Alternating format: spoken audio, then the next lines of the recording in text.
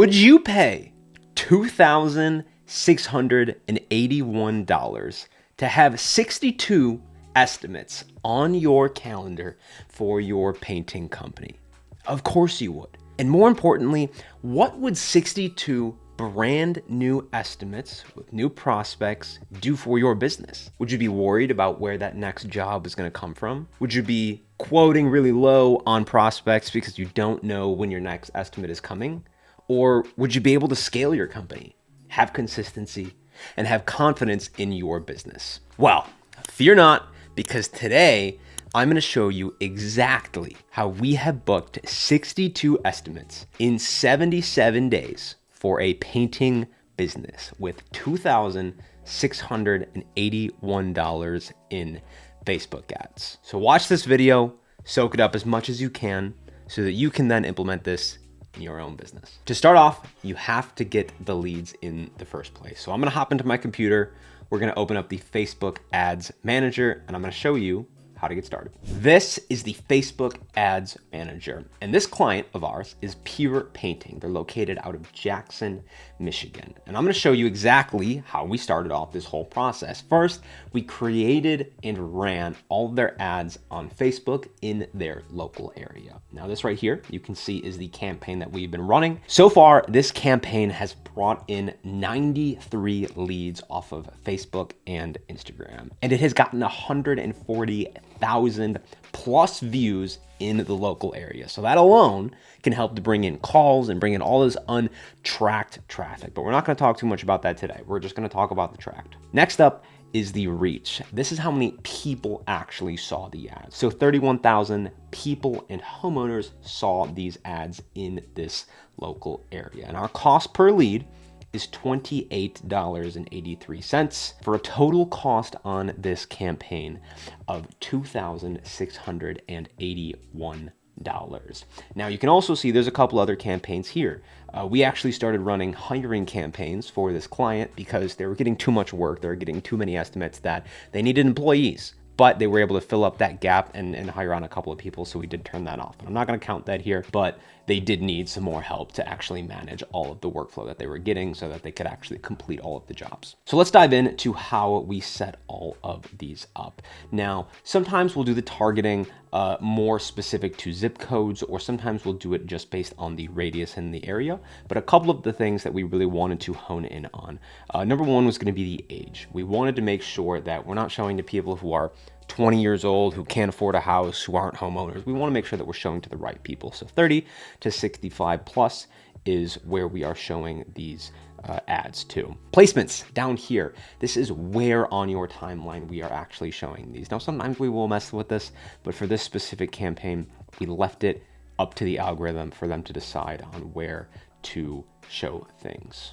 Next up is the actual target locations that we're going to be running in here. Like I had mentioned, this company is located in Jackson, Michigan, and normally we'll pick a lot of the high income zip codes in the area. However, Jackson, Michigan is not very big. There's not really a whole lot of people there, so we did need to broaden our horizons a little bit more. And in this audience size, there's about 100,000 to 120,000 people that could potentially see these ads, and they have been killing it. Eric, our client, has become a celebrity all over town. But this right here is kind of the local area and how we have done that targeting. Next up is I'm going to talk about the creatives. Now, targeting is cool, ad placements, all that jazz. It's cool, but at the end of the day, creative is king. This is going to be the most important part of the ads. You can have bad targeting, you can have bad audience, bad this, bad that, but if your creatives are good, your ads will perform. On the flip side, if your creatives are terrible, it doesn't matter if you do any sort of targeting magic, your ads probably are not going to do very well. So creative is king here.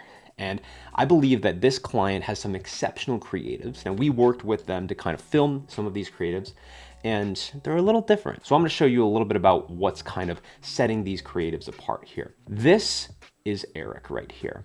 He is the business owner, and this is a video that he made talking about who he is, the local area of Jackson, Michigan that he services. They've got a couple props there that they're working with. He's got some company merch on, and he's just talking about how they can help you out. That's number one here. Now let's move on to number two. This And this is our rock star creative for this client. This is Eric's daughter. Now she's filming a video talking about the same stuff about, hey, this is who we service, this is the local area. And you'll notice it's not a very high production video. This is not a masterpiece in a movie. It feels like a good normal video that you would see, and it feels pretty normal. You can see they got a couple of props there, but a nice family video, and something that you definitely would not expect. When you think of a painting business owner, you don't think of a 12-year-old girl. This ad alone killed it. Next up, we have his son, who filmed an ad as well, talking about what they do, who they service, and convincing people to reach out and get a quote from them. And lastly, we had one of our ads that is more a little bit like stock footage, but it helps to fill the gaps. The most important part here is that the business owner or the family that's running the business is in the ads, and then they show up to your house. If you see Eric on the ad and then Eric shows up and shakes your hand, that is super, super powerful. Now, what actually happens after those leads come in? They are going to come in and they are going to fill out a form. And I'm going to show you what that looks like right here. This is the form that they are going to see. Book your free estimate with Eric. Please answer a few questions to book your estimate. Which service are you interested in? Interior or exterior? When do you need this project done? How can we contact you? We're going to ask their phone number, their name, email, address, and they're going to get a chance to confirm all of this to make sure that it's correct. And lastly, there's going to be a call to action to take a look at the website so they can view all of those cool projects that they've done in the past while we're giving them a call. So local targeting, amazing creatives, and testing these different creatives has helped to bring in a phenomenal amount of leads. So far, that's been 93 leads. So leads are great, and this is a good start, but at the end of the day, they're just leads, and they're completely useless unless they're managed properly. So that is where we hop over to Drip Jobs. Now, if you're not familiar, Drip Jobs is one of the largest, if not the largest, CRM for painting contractors. And this is what we are using with this client to manage all of those leads once they come in. If your leads aren't tracked properly, it's going to be extremely hard for you to squeeze the absolute most out of them. So let's take a look at how this is all set up here. So as soon as the leads come in, they're going to land in this cold leads column. You can see here that these are all marked, Taurify, Facebook ads, and all this stuff. Now, when somebody requests an estimate, they're going to be stuck in this column here. And then after that estimate is confirmed, it's going to go on the schedule. You can see there's 26 of them on the schedule at this exact moment. In draft, these are the ones that the client is currently working on. You can see he's kind of building a couple proposals right now today. And then there's the proposals sent section right here. You can see there's about $100,000 in pending business that is, in process right here. You can see all of these different quotes here, 1,700, 5,900, 49, 800, 19, 2,000, 7,700, 6,000, all of these different ones here. So the leads are coming in through Facebook and then they land into Drip Jobs. But how do they actually get turned into appointments so that they can get managed and sold and turned into high profitable jobs? Well, that is where we come in again with our appointment setters. Now, this is something that can be done by your admin or your appointment setting team or whoever's kind of taking care of this here.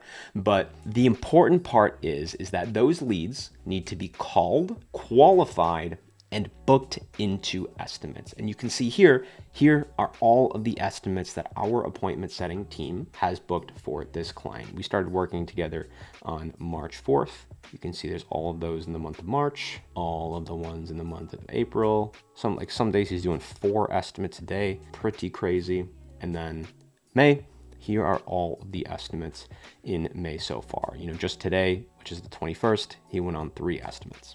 So his calendar is absolutely packed. So to answer the question, how much would 62 appointments in 77 days change your business? We can actually calculate this. So 62 estimates, all you need to do is know your closing rate and your average job cost. All you need to know is your closing rate and your average job cost. If you have 62 estimates and you close 30% of those, if you have a 30% close rate, that's not terrible, but also not phenomenal, then you're closing 19 jobs out of those 62 estimates. So you go to 62 and you got 19 signed contracts. And if your average job cost is 5,000, all you need to do is multiply 19 by your average job cost of 5,000, and that gets you to the revenue number of $95,000 in revenue off of $2,681 in ad spend. Now, if your average job cost is 10,000, you can calculate that. If it's 7,000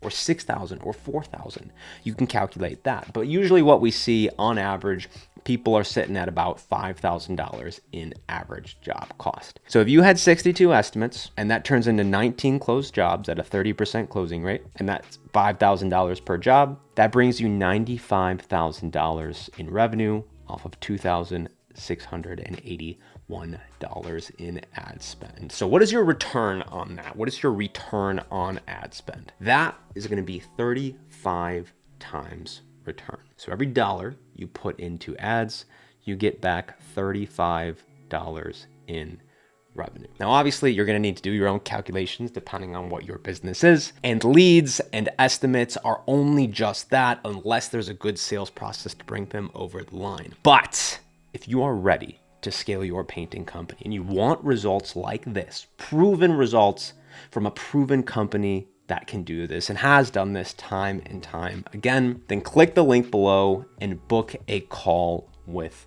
us. We'll show you even more examples about how we can pack your estimate calendar for your painting business so that you can scale this year. So click the link below and I'll see you there.